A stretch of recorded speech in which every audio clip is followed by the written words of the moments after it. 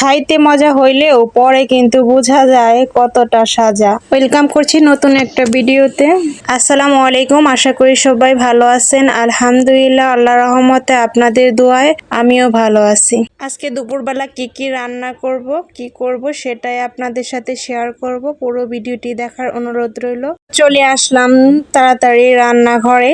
তো সবকিছু কিন্তু আমি গুছিয়ে নিছি আর রান্নাটাও বসিয়ে দিছি।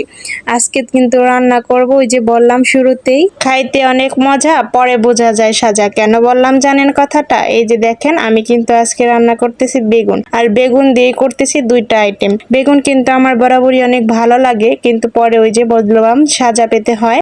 কারণ হচ্ছে পরে প্রচুর অ্যালার্জির সমস্যা হয়, চুলকাইতে একদম অবস্থা খারাপ। তাও আর কি আর করার, যখন চুলকায় তখন তো আর বলি আর খাবো না, আর বেগুন কখনোই খাবো না। কিন্তু যখন ভুলে যায় তখন ভাবি যে একটু খাই, আজকে কি আর হবে। যাই হোক, আমি কিন্তু আজকে যে আপনাদের সাথে কথা বলতে বলতে কই মাছ ভেজে নিলাম, আর সাথে বেগুন ভাজা। কার এইভাবে কম্বিনেশন ভালো লাগে অবশ্যই কিন্তু জানাবেন। আর কই মাছ বেগুন ভাজার সাথে আমি পেঁয়াজ মরিচ কিন্তু একটু ভেজে নেব।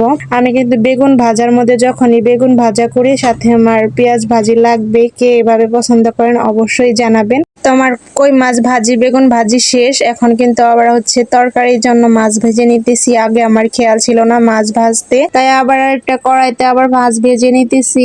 আর আজকের ওয়েদারটা কিন্তু অনেক ভালো। কার এলাকায় ওয়েদারটা কেমন অবশ্যই জানাবেন। আর আমার এদিকে সারা রাত বৃষ্টি হয়েছে অনেক, রাতেও আজকে ঘুমিয়ে অনেক ভালো লাগছে। ঠান্ডা ঠান্ডা আবহাওয়া ছিল, আর সকাল থেকে অনেক ঝড়ের গতিতে বাতাস। এতটা গরম না, রোদ আছে কিন্তু প্রচন্ড গরম যে সেইটা না, আজকে সহনশীল গরম, ভালোই লাগতেছে। তো কথা বলতে বলতে কিন্তু আমার তরকারির মাছটা ভাজা শেষ। এখন হচ্ছে তরকারি বসিয়ে দিব, এই জন্য কড়াইতে পেঁয়াজ দিয়ে দিলাম তেলের মধ্যে। এখন কিন্তু পেঁয়াজটা ভাজা আমার শেষ, এক এক করে সব মশলাগুলা দিয়ে দিব। হয়তো আমার রান্না অনেকের কাছে ভালো নাও লাগতে পারে, কারণ এক একজনের রান্নার ধরন এক এক রকম। তো এই বিষয়ে জাজমেন্ট না করাই ভালো।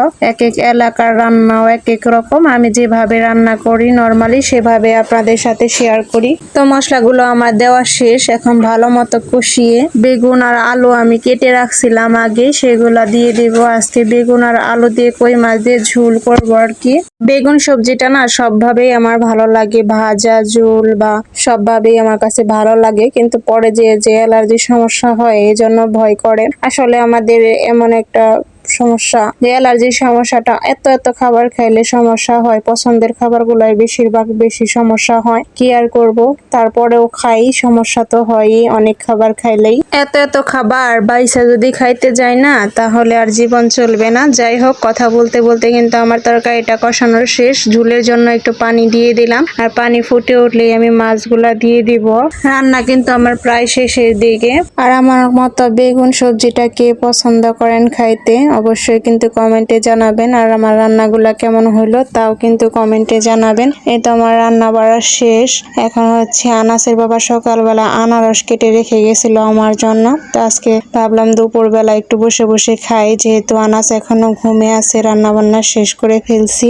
আনাস জেগে থাকলে আসলে সবকিছু করাই কঠিন হয়ে যায়। ও যখন ঘুমায় তখন যে কাজটাই করি তখন রিল্যাক্স মনে হয়, কাজটাও একটু গুছানো হয়। আর ওকে যখন জাগনা রেখে কাজ করতে যাই সবকিছু আমার এলোমেলো লাগে। তো আনারস মাখা কিন্তু আমার শেষ। এখন বসে বসে খাচ্ছি আর কি, রিল্যাক্সে একটু। তো আনারস খেতে খেতে আজকে চলে যাচ্ছি। সবাই ভালো থাকবেন, সুস্থ থাকবেন, আর আমাদের জন্য দোয়া করবেন। আল্লাহ হাফেজ।